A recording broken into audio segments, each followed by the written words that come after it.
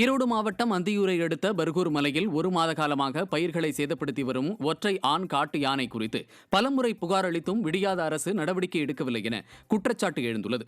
இரவு நேரத்தில் வெளியே வரும் அந்த யானை காலை 7 மணி வரை ஈரட்டியின் குடியிருப்பு பகுதி மற்றும் விவசாய நிலங்களில் புகுந்து பயிர்களை சேதப்படுத்துவதுடன் மக்களையும் அச்சுறுத்தி வருகிறது. இதுகுறித்து பல முறை தகவல் அளித்தும் விடியாத அரசின் வனத்துறை முறையாக நடவடிக்கை எடுக்காமல் ஒரு சில நாட்கள் மட்டும் யானையை விரட்டுவது போல நாடகமாடுவதாக அப்பகுதி மக்கள் குற்றம் சாட்டுகின்றனர். விருதுநகர் மாவட்டம் ராஜபாளையம் அருகே ரயில்வே சுரங்கப்பாதை அமைக்க வலியுறுத்தி மார்க்சிஸ்ட் கம்யூனிஸ்ட் கட்சியினர் ஆர்ப்பாட்டத்தில் ஈடுபட்டனர். புதிய பேருந்து நிலையம் செல்லும் பகுதியில் ரயில்வே சுரங்கப்பாதை, புதிய சாலை, கழிவுநீர் வடிகால் வசதி மற்றும் கழிப்பறை வசதி உள்ளிட்ட கோரிக்கைகளை வலியுறுத்தி திமுகவின் கூட்டணி கட்சியான மார்க்சிஸ்ட் கம்யூனிஸ்ட் கட்சியினர் ஆர்ப்பாட்டத்தில் ஈடுபட்டனர். திமுக ஆட்சியில் கூட்டணி கட்சியினரே ஆர்ப்பாட்டத்தில் ஈடுபட்ட நிலையில் இதுதான் பொம்மை முதல்வரின் திராவிட மாடல் ஆட்சியா என பொதுமக்கள் கேள்வி எழுப்பி வருகின்றனர். புதுக்கோட்டை மாவட்டம் பேயாடிப்பட்டியில் காணொலி வாயிலாக ஸ்டாலின் திறந்து வைத்த அரசு பொது விநியோக அங்காடி தனிநபருக்கான பட்டா நிலத்தில் கட்டப்பட்டதால் கம்பி வேலி போடப்பட்டுள்ளது.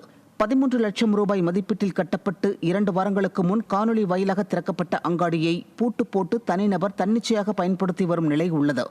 விடியா ஸ்டாலின் மாடல் அரசின் அதிகாரிகள் மற்றும் சம்பந்தப்பட்ட ஒப்பந்ததாரர் இதுகுறித்து உரிய நடவடிக்கை எடுக்க வேண்டும் என பொதுமக்கள் வலியுறுத்துகின்றனர்.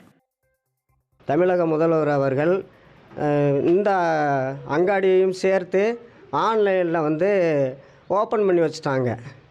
ஆனால் கட்டடம் பூட்டி இருக்குது, கடலைக்குடி இருக்குது, வைக்கக்கட்டு இருக்குது. இதில் பொதுமக்கள் பயன்படுற வகையில் ஜாமான்கள்லாம் கொண்டாந்து வச்சு பொதுமக்கள் பயன்பாட்டிற்கு கொண்டு வரணும். அதற்கு சம்பந்தப்பட்ட அதிகாரிகள் நடவடிக்கை எடுக்க வேண்டும் என்று தான் நாங்கள் எங்களுடைய கோரிக்கை. ராணிப்பேட்டை மாவட்டம் சேந்தமங்கலம் அருகே உதயநிதி ஸ்டாலினின் பிறந்த நாளையொட்டி சாலை நடுவே வைக்கப்பட்ட பேனரால் போக்குவரத்து பாதிப்பு ஏற்பட்டது.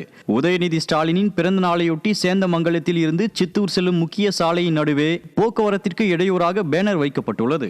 இதனால் அப்பகுதியில் போக்குவரத்து பாதிப்படைந்ததால் பொதுமக்கள் மற்றும் வாகன ஓட்டிகள் கடும் அவதியடைந்தனர். இதனால் ஆத்திரமடைந்த பொதுமக்கள் மற்றும் அதிமுகவினர் போராட்டத்தில் ஈடுபட்டனர். தமிழகத்தில் பொது இடங்களில் பேனர் வைக்க நீதிமன்றம் தடை விதித்தும் திமுகவினர் பேனர்களை வைத்து பொதுமக்களுக்கு இடையூறு ஏற்படுத்தி வருவதாக மக்கள் குற்றம் சாட்டியுள்ளனர்.